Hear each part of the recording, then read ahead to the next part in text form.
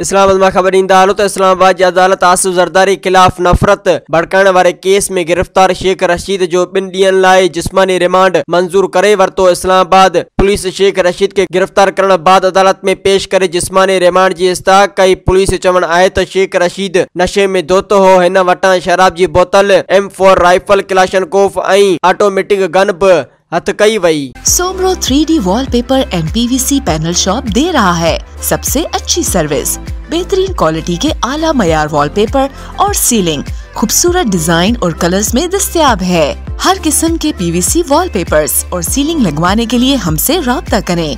हैदराबाद, कासिमाबाद, लतीफाबाद, जामशोरो, मीरपुर खास और सिंध के मुख्तलिफ शहरों में सर्विस मौजूद है। Soomro 3D wallpaper and PVC panel. राब्ता नंबर रंजन अली सोमरो 0333 370 2516। व्हाट्सएप 0333 370 7886। मज़ीद ख़बरन ऐं तफ़सीलात लाइ विज़िट कयो असांजी वेबसाइट www.awamiNewsHD.com ऐं ॾिसंदा रहो अवामी न्यूज़ HD।